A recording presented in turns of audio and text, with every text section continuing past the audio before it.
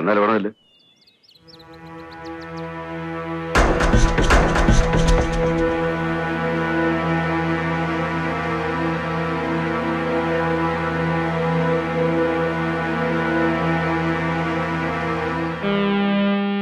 നീ ഏതാ മോളെ? നിന്റെ ഇവിടെ കണ്ടിട്ടില്ലല്ലോ.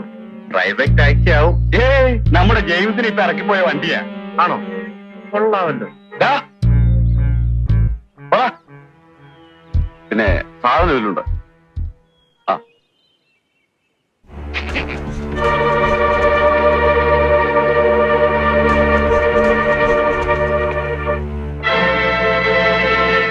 എന്താ ഇത്ര താമസിച്ചത്? ദയവ് ചെയ്ത് എന്നെ ഇത്തരം സ്ഥലത്തേക്ക് ഇനി അയക്കരുത്. എന്തു പറ്റി? ഞാനൊരു സ്ത്രീയാണെന്ന് നിങ്ങൾ ഓർക്കണം. ഇതുപോലെ എനിക്ക് കഴിയില്ല. ഇനി ഇത് നിങ്ങളുടെ കാര്യത്തിലാണ്. കഴിയില്ലെങ്കിൽ ഞാനിവിടെ ഇറങ്ങി പോയേക്കാം. അതിനല്ലല്ലോ ഞാൻ ഇത്രയും സഹിക്കുന്നത്. ഇറച്ചിയും മീനും വെക്കുന്ന ഈ വീട്ടിൽ നിന്ന് എന്റെ അച്ഛൻ ജലപാനം തൊടാറില്ല. ഇന്നേക്ക് 2 ആയി മുഴുപട്ടിണി. എന്റെ അനിയനെ ഓർത്ത എല്ലാം സഹിക്കുന്നത്. ഇനിയെങ്കിലും പറയൂ, ആ തെളിവുകൾ എപ്പോൾ കിട്ടും? നിങ്ങൾ എന്നും അത് ആവർത്തിച്ച് ചോദിക്കണ്ട. ഞാൻ പറഞ്ഞില്ലേ, അത് മംഗലാപുരത്തുള്ള ഒരു സുഹൃത്തിനെ ഏൽപ്പിച്ചിരിക്കുക. അതിനോട് എത്തും. നിങ്ങൾ വെക്കളൂ.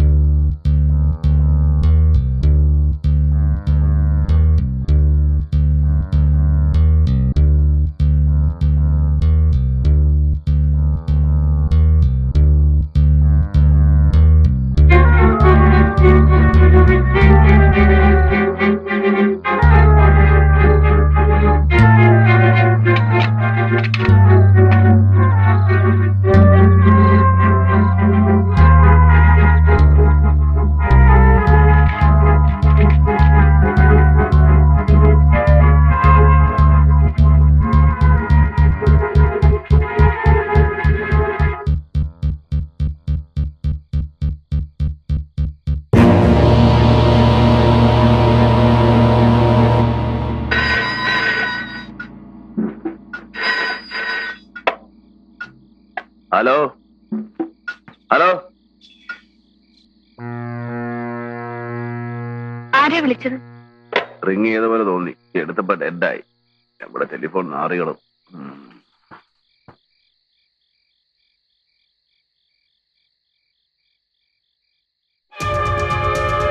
എവിടെ പോയിരുന്നു? കാറ്റുകൊള്ള. ഇതിനകത്തിരുന്ന് ശ്വാസം മുട്ടുന്നു. ആരെങ്കിലും കണ്ടാൽ? കാണില്ല.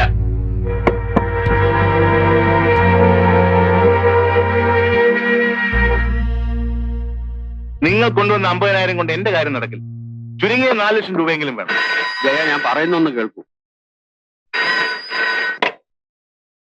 യെസ്, ഞാനാ സത്യരാജ്. നീ എവിടുന്നാ വിളിക്കുന്നത്? നിങ്ങൾ എന്നെ കൊണ്ട് പൂട്ടിയിട്ട് ഇല്ലെന്ന് തന്നെ. ഇവിടേക്ക് ടെലിഫോൺ അപ്ലൈ ചെയ്ത് വാങ്ങിക്കാൻ പ്രയാസമാണെന്നല്ലേ പറഞ്ഞത്? അത് ഞാൻ തന്നെ സംഘടിപ്പിച്ചു. എങ്ങനെ? ഞാൻ വിശ്വസിക്കില്ല. മിസ്റ്റർ, നിങ്ങളൊരു ക്രിമിനൽ ലോയർ ആണെങ്കിൽ ഞാനൊരു പക്ക ക്രിമിനലാണ്. എന്റെ ബുദ്ധിയെ നിങ്ങൾ അളക്കരുത്. അതുകൊണ്ടാണല്ലോ ജനം എന്നെ ആരാധിക്കുന്നത്. അതിരിക്കട്ടെ, എന്റെ കാര്യം എന്തായി? ഇവിടെ ഇങ്ങനെ കൊണ്ടുവന്ന് കുടിയിരുത്തിയതുകൊണ്ടായില്ലല്ലോ. ഉടനെ എല്ലാം ശരിപ്പെടും. ഞാൻ ഏറ്റുന്നേ. ശരി. ജയൻ ആ എസ്റ്റേറ്റ് കണ്ടപ്പോ നിങ്ങൾ തന്നെയല്ലേ പറഞ്ഞത് വാങ്ങിക്കാൻ? അത് വിശ്വസിച്ച് ഞാൻ അവർക്ക് വാക്ക് കൊടുക്കും. അന്ന് ചാക്കോച്ച മുതലാളിയെ വെടിവെച്ച് കൊല്ലുമെന്ന് ആരെങ്കിലും കരുതിയോ? എന്റെ കാശ് അങ്ങേരുടെ കൈ പെട്ടുപോയി. ആ പാലത്തിന്റെ പണിയിലും വന്നു നഷ്ടം. എനിക്കൊന്നും കേൾക്കണ്ട. നിങ്ങൾക്ക് പണം തരാൻ പോവോ? അത് പറ. ഈ നിലയിൽ ലക്ഷങ്ങൾ തരാൻ എന്റെ കയ്യിലില്ല. 50,000 എനിക്ക് വേണ്ട.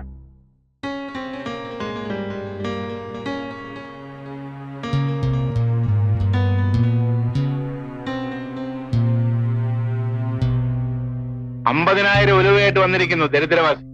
ഞാനൊരു പിച്ചക്കാരനാണെന്ന് കരുതിയോ നിന്റെ തന്ത? യോഗ്യനാണെന്ന് ധരിച്ചതാ തെറ്റിയത്. എന്താ നീ പറഞ്ഞത്? അല്ലെങ്കിൽ അത്രയേറെ സ്ത്രീധനം തന്നെ നിങ്ങളുടെ കൂടെ ഇറക്കി വിടില്ലായിരുന്നു. പിന്നെയും കാറിനും എസ്റ്റേറ്റിനും വേറെ എത്ര ആവശ്യം പറഞ്ഞ് നിങ്ങൾ വാങ്ങിച്ചു? ഇപ്പോഴും ചോദിക്കുന്നത് ലക്ഷങ്ങളല്ലേ? നാണമില്ലാതെ. കല്യാണത്തിന് മുമ്പ് പോലീസ് ഇൻസ്പെക്ടർ കൂടെ അഴിഞ്ഞാടിയ നീയാണടി നാണം കെട്ടവൻ. എനിക്ക് കഞ്ഞിക്ക് വകയില്ലാഞ്ഞിട്ടല്ല, അതിന്റെ നഷ്ടപരിഹാരമാണ് ഞാൻ നിന്റെ അച്ഛനോട് ചോദിക്കുന്നത്. ഒരു സെക്കൻഡ് ഹാൻഡിനെ എന്റെ തലയിൽ കെട്ടിവെച്ചതിനുള്ള കോമ്പൻസേഷൻ.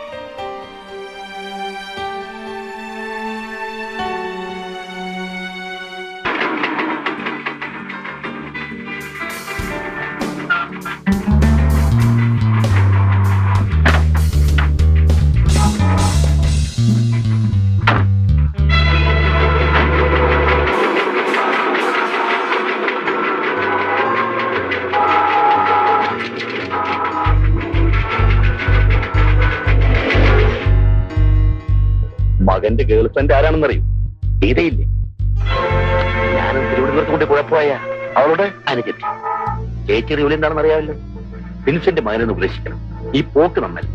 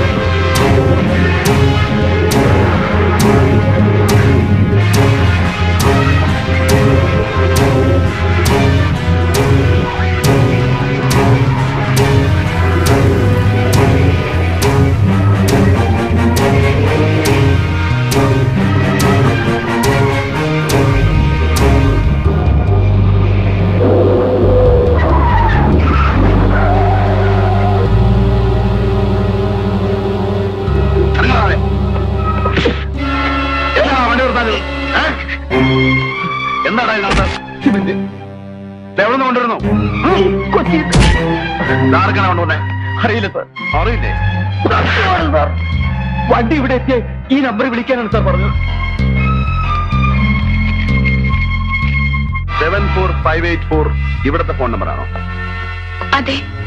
എനിക്ക് വീടൊന്ന് പരിശോധിക്കണം. ബർത്ത് വാറന്റ് ഉണ്ട്. അത് ഐ എം സോറി, എന്റെ ഡ്യൂട്ടിയാണ്.